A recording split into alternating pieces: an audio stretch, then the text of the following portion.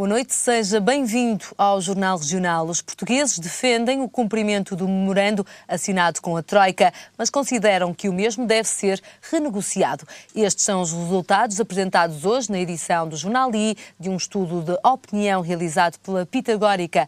84% dos inquiridos considera que Portugal deve renegociar o memorando de entendimento assinado em 2011, mas admite que todos os partidos com assento parlamentar devem estar envolvidos neste processo e não apenas a maioria que compõe o governo. E dentro da renegociação do documento também há divisões. 38,5% defende uma redução de juros, 31,3% o perdão parcial da dívida e 30,2% fala em mais tempo para pagar o valor que Portugal deve. Não há, portanto, uma maioria clara na forma como o país deve rever o memorando de entendimento. No estudo Pitagórica, apenas 27,5% dos inquiridos defende o não cumprimento do acordo de resgate ao país. O estudo realizado pela Pitagórica para o jornal I foi realizado entre 9 e 16 de novembro, através de uma amostra de 505 entrevistas telefónicas.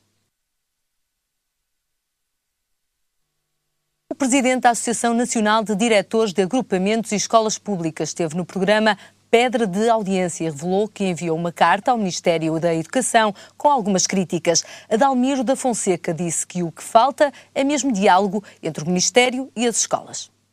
Depois de um ano de governo, senti-me como presidente da Associação de Diretores, senti-me na obrigação de escrever ao Sr. Ministro e dizer-lhe o que pensava deste ano, da atuação do Ministério este ano. E algumas coisas não agradariam, provavelmente não agradaram ao Sr. Ministro, mas ele teve a gentileza de me convidar para falar com ele, fruto do que eu escrevi. E recebeu-me com as duas secretarias de Estado e dizia, de um secretário de Estado, dizia que eu fiquei de escrever alguma coisa, dizia ele, é melhor não escrever, deixa o Adalmiro falar em vez de escrever. Se calhar é melhor falar.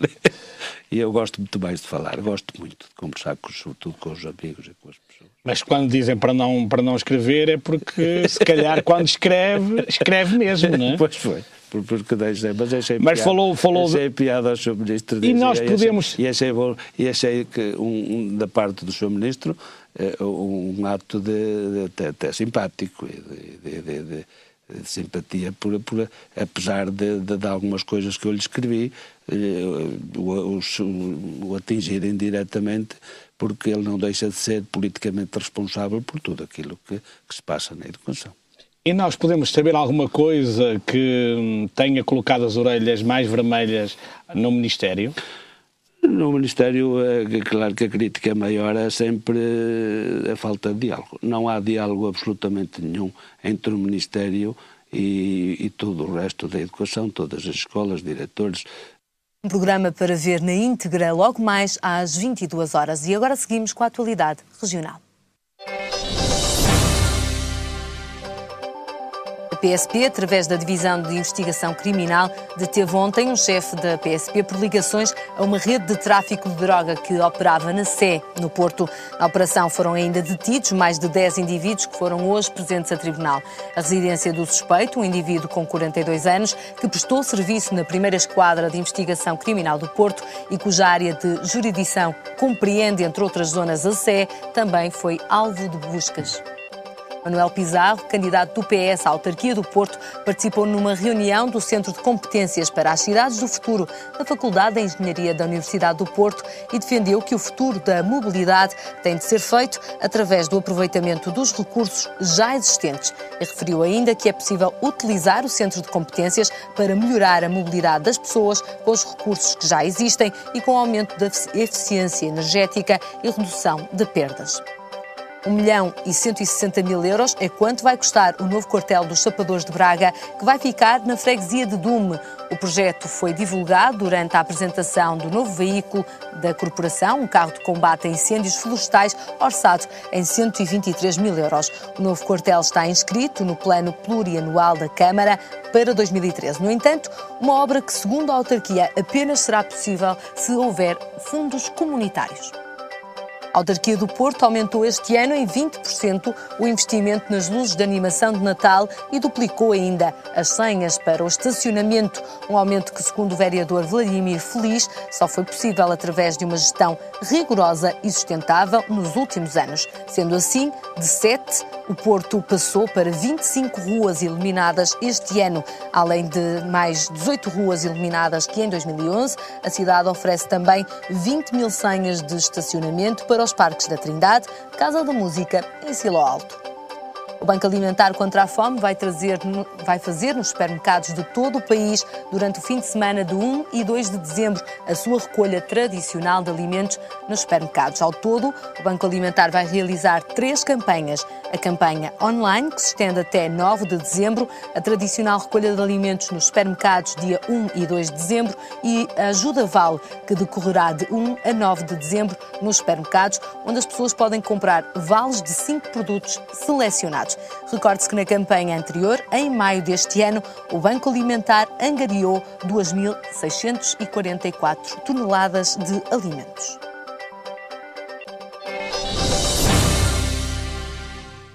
O projeto em Costas do Douro, que visa requalificar toda a frente do rio, vai dar início a uma nova fase deste projeto em 2013, com as obras que vão ligar o Arainho de Oliveira do Douro ao cais de Quebrantões, um circuito pedonal que terá 500 metros de extensão.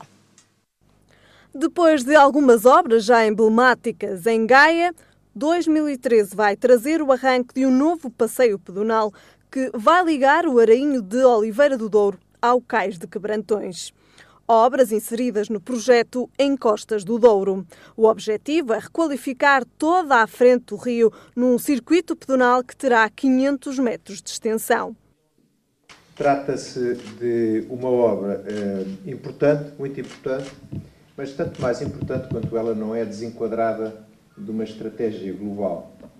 Trata-se de um plano, de um programa que foi conceptualizado pela Câmara para um novo ciclo político. Um ciclo político que agora está no seu término, mas que no próximo ciclo político tem que o abraçar como um dos projetos mais importantes e significativos desse mesmo ciclo.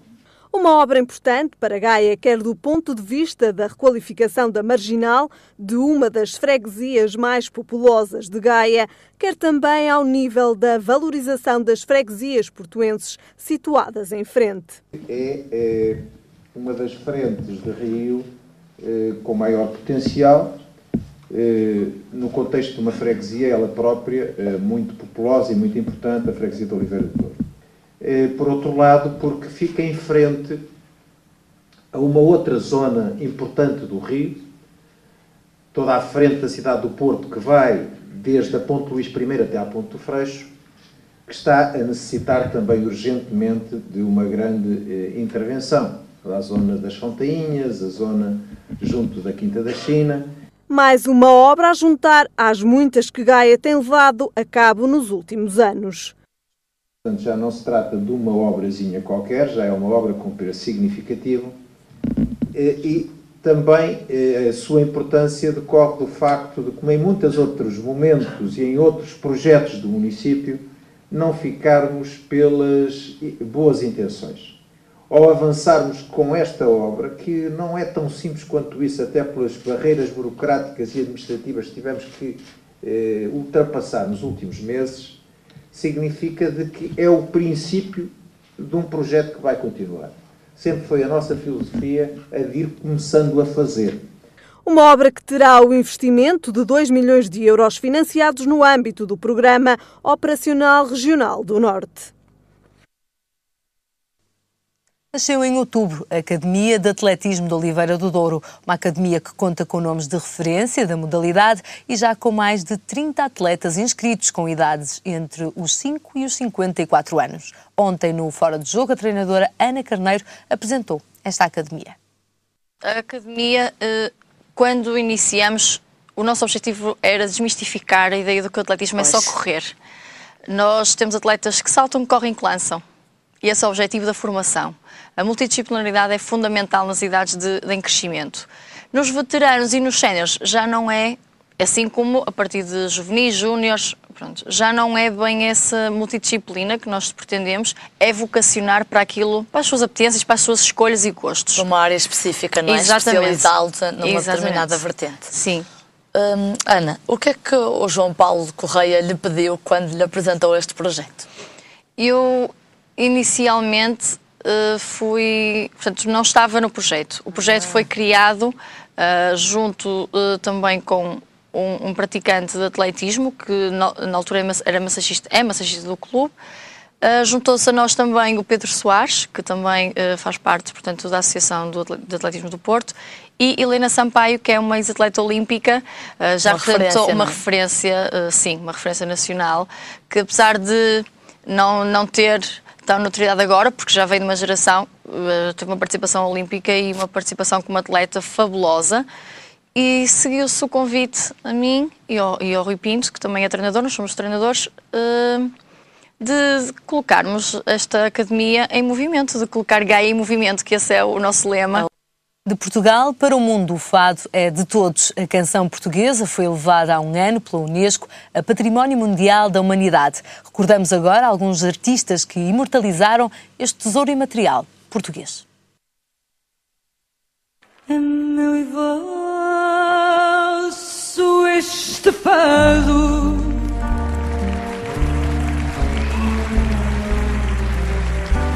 destino que nos amarra. O fado nasceu um dia quando o vento melancolia e o céu mar prolongava me faz chover nos olhos quando canta, num pranto que emudece a minha voz. O fado não é mau, não é um crime ou um defeito, é um emaranhado de cordões que nos entrelaça ao peito e precisa de ser solto. Do meu peito estás sempre comigo.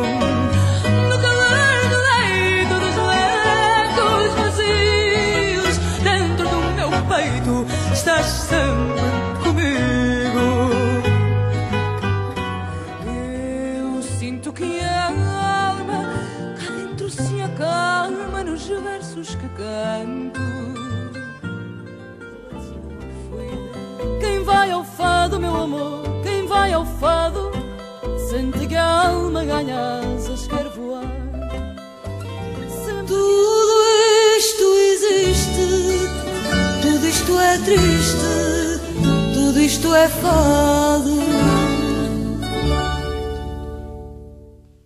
E faz parte de ser português. Continuamos este Jornal Regional com a rubrica de Direito com a Joana dos Santos Pinto. Olá, Joana, bem-vinda. Vamos continuar neste jornal a falar do tema da semana passada, ou seja, continuamos com a revisão ao Código do Trabalho e, antes de mais, uma ressalva exatamente à semana passada. Sim, uma pequena ressalva para que fique mais esclarecido. Quando eu falei das faltas dadas num meio-dia ou num dia inteiro antecedente a um feriado ou um descanso semanal, estas faltas vão se refletir em perda de retribuição e não em férias. Okay? Portanto, é só uma pequena ressalva que achei e considerei, por me ter exprimido mal, que ficaria bem então de retificar. Sim, vamos então hoje terminar este tema. Muita coisa haveria certamente por dizer, não é? Porque muitas divergências existem. Mas hoje terminamos por aqui, portanto vamos falar dos contratos a termo, das fiscalizações. Exatamente, vamos começar por aí porque estamos numa zona do ano, numa época do ano muito propícia ao trabalho temporário, assim como no verão, no Natal existe muito o chamado trabalho temporário, até porque o comércio agita sempre mais um bocadinho. O que é que mudou no Código? Aqui houve uma modificação no que diz respeito à celebração e à duração dos contratos, os denominados de muito curta duração. Portanto, os contratos de muita curta duração passam a ser possíveis de se fazer no que diz respeito à atividade sazonal agrícola, por exemplo, a apanha da cereja, não nesta altura do ano, mas a apanha da cereja, por exemplo. Um exemplo. Um exemplo. Ou então no que diz respeito a uma realização de um evento turístico. por exemplo. Pronto, passa a ser possível englobar também estas características nestes contratos de muito curta duração. Passam também a ser contratos que se podem fazer por 15 dias, quando outrora era de uma semana, era o limite. Portanto, uma semana e os contratos tinham que terminar. Desta feita é possível até 15 dias. Okay? Agora, não é possível exceder 70 dias do ano civil para cada empregador. Portanto, cada empregador só pode contratar uma determinada pessoa por 70 dias, no limite dos limites, por 70 dias anuais. Se quiser este tipo de contrato, portanto, de muito curta duração. 15 dias, no máximo, não é? 15 dias. E, portanto, só até 70 dias. Antigamente o teto era de 60. Portanto, agora é de 70 dias no ano civil. Okay? Porquê que acha que houve a necessidade de se alargar aqui o dia, a extensão de dias?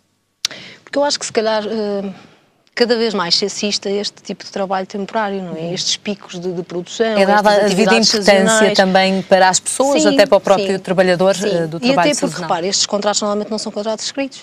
Melhor, não são sujeitos a serem escritos, não têm uma observância de forma legal. E, portanto, há que proteger também dessa forma os limites, porque senão poderia converter-se aqui num contrato de trabalho a tempo incerto, neste caso, mas a atividade aqui cinge muito curta duração. Independentemente dos picos de produção, atividades sazonais, neste caso a realização de eventos turísticos, portanto, muito pontual.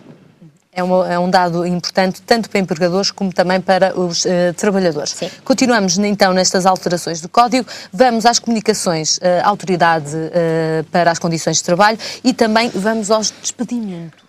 Exatamente. Portanto, no que diz respeito às fiscalizações da ACT, da Autoridade de Condições de Trabalho, convém referir que foi eliminada a obrigação por parte da entidade empregadora de comunicar à ACT o mapa de horário de trabalho, bem como o acordo de isenção do horário de trabalho. Portanto, isto não implica que a entidade patronal não tenha que ter lá disponível, ou melhor, é obrigatório ter disponível este mapa de trabalho e este acordo de isenção do horário de trabalho, contudo, não é obrigatória esta comunicação à ACT. Isto tem aqui uma pequena nuance. Quando se começaram a retirar, entre aspas, alguns direitos ao trabalhador e a abranger a sua capacidade laboral, utilizou-se aqui como uma moeda de troca com as entidades sindicais, conceder à ACT mais poder sobre as entidades patronais. Portanto, vamos tirar de um lado e vamos conceder a uma entidade regulamentadora e fiscalizadora o maior poder para fiscalizar as entidades patronais. Contudo, com o passar dos anos e com as alterações, designadamente de 2013 e 2009, como falamos na rubrica passada, assistimos a uma perda também destes poderes, ou ditos poderes, continuam-se a aumentar os direitos ao trabalhador e, no entanto, começa-se a reduzir o poder da ACT sobre as entidades patronais. Obviamente, e refiro e volto a sublinhar porque considero importante, isto é obrigatório ter-se na empresa e na sede da empresa. Ainda que não se comunique, é obrigatório ter. Exatamente, porque qualquer fiscalização pode ser feita por parte da ACT em qualquer dia, a qualquer hora, e, portanto, uma inspetor, 1, 2, 3, apresentam-se no local de trabalho e podem requerer estes documentos. E, portanto, eles têm que lá estar disponíveis, as escalas, tudo. Agora, não é obrigatória esta prévia comunicação à ACT. E quanto aos despedimentos, Joana? Bom, nós aos despedimentos assistimos aqui a um alargamento e eu cingi especificamente o despedimento por inadaptação do posto de trabalho. E porquê? É uma figura nova, de alguma forma, esta inadaptação ao posto de trabalho? Não é uma figura nova. Nestes moldes, é uma figura nova, mas vamos lá ver. O despedimento por extinção de posto de trabalho é extremamente utilizado em Portugal e, portanto, já a inadaptação do posto de trabalho, não. E porquê?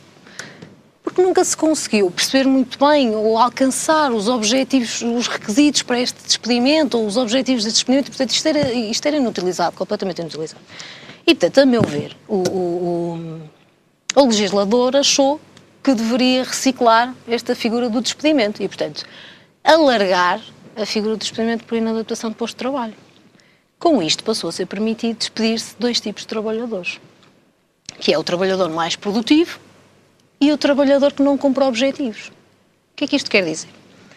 Um trabalhador, e imaginemos, e vamos agora a título de exemplo, um trabalhador que seja o mais produtivo da empresa, funcionário do mês, destacado funcionário do mês, ele pode ser despedido por baixa da sua produção.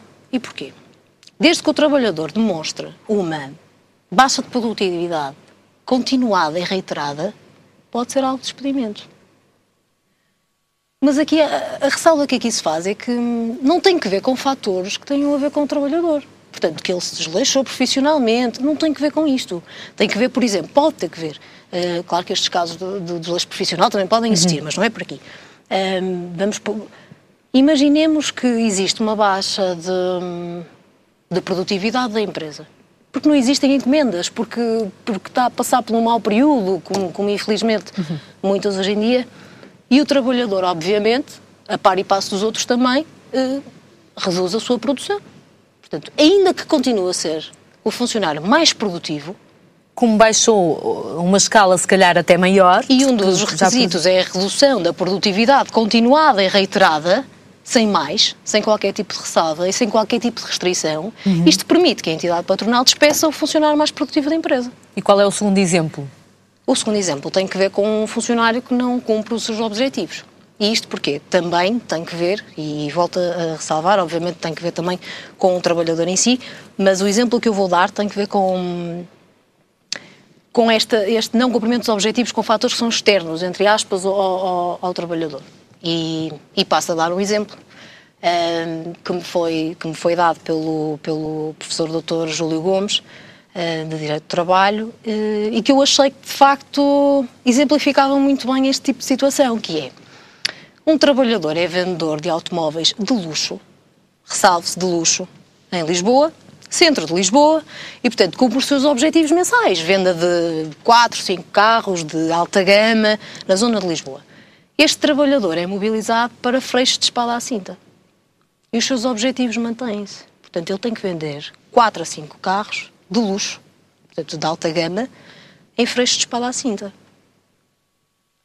Eu acho que parece-me óbvio, que em Freixo de Espada à Cinta não se vão comprar tantos carros de luxo como se compraria em Lisboa, não é? E, portanto, aqui o trabalhador, mesmo que queira cumprir com os seus objetivos, ele não tem como.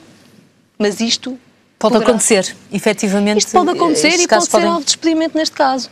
Sim? Portanto, eu acho que apanhou-se aqui uma figura que outrora era completamente inutilizada e tanto assim é que não existe quase nenhum caso. Eu não vou dizer nenhum caso porque porventura poderá haver um, mas quase nenhum caso de despedimento por inadaptação de posto de trabalho, e agora passa a ser permitido, não digo vários, mas de facto isto pode acontecer imenso. Um trabalhador reduzir a sua produtividade, continuada reiteradamente atendendo à E a entidade empregadora não tem perante, por exemplo, a ACT que provar esta inadaptação ao posto de trabalho? Sim, claro que, obviamente, que depois disto, se ocorrer um despedimento nestes termos, não é? E se efetivamente o trabalhador não concordar, ou o trabalhador achar que é um despedimento injusto e aquilo a que nós chamamos uma ilicitude no despedimento, se houver esta ilicitude de despedimento, obviamente que o trabalhador vai ter que fazer valer os seus direitos, mas aí já será junto do Tribunal do Trabalho, não é? E aí, pronto, prova contra prova, poderá ser que sim.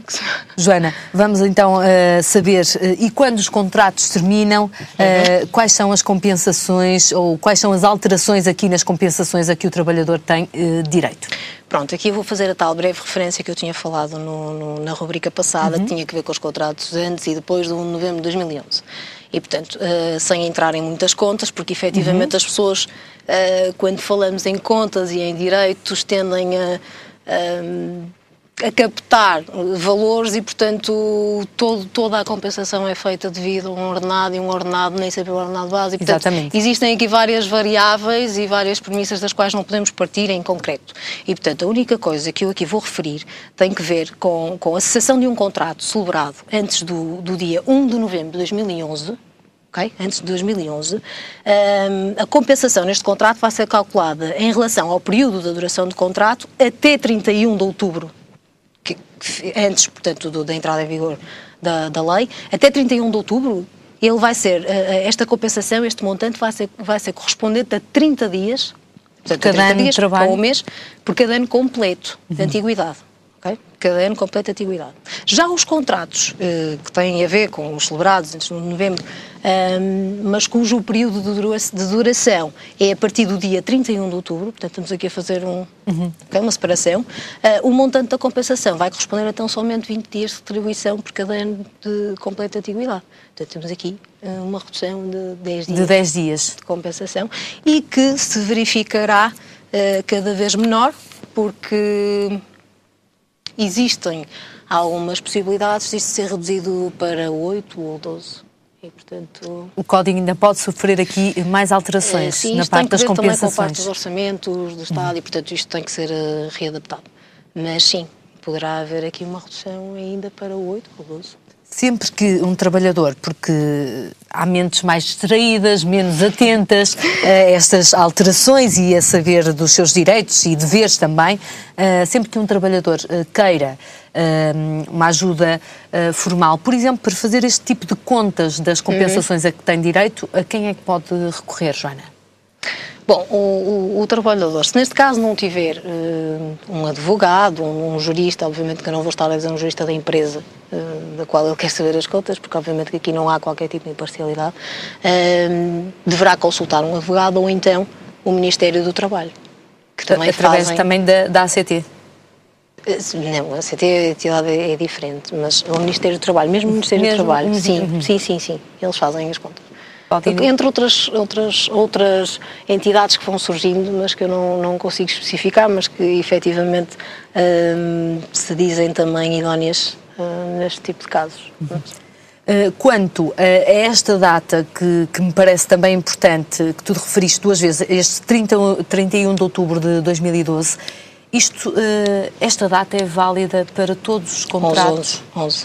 11 porquê? 11, exatamente. Exatamente, porquê? Porque esta lei, a 53 de 2011, que falamos também na rubrica passada, entrou em vigor a 1 de novembro. E, portanto, entrando em vigor a 1 de novembro de 2011, é necessário e urge estabelecermos aqui uma vigência para os contratos antes e para os contratos depois, não é? E por isso é que a compensação até 31 de outubro de 2011 é feita nos termos de 30 dias ou um mês por cada retribuição, por cada ano completo, não é? E depois, a partir de 31 de outubro, e aqui já na vigência do novembro, são feitos por 20 dias. E houve esta necessidade de estabelecer esta diferença, e bem, claro, porque as pessoas têm que saber como contam. E começaram com um contrato com umas determinadas regras de jogo. E exatamente, podem mudar a meio. Bem, nós estamos a chegar ao fim desta rubrica. Joana, para a próxima semana, qual é o tema que nos vais trazer aqui?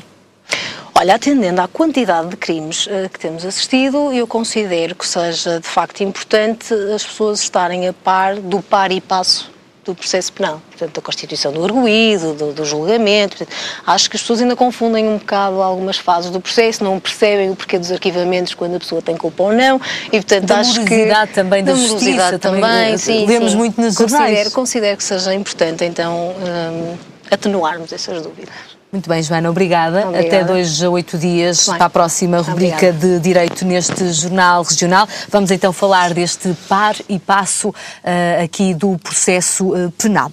E agora ficamos com as previsões do tempo para amanhã. Segundo o Instituto de Meteorologia, o tempo frio vai manter-se pelo menos até domingo, sobretudo no norte e centro do país, com temperaturas negativas durante a noite e com neve prevista para o Gerês. Quanto às máximas de quinta-feira, 12 graus para o Porto, 13 é a máxima para Lisboa e 15 graus para Faro.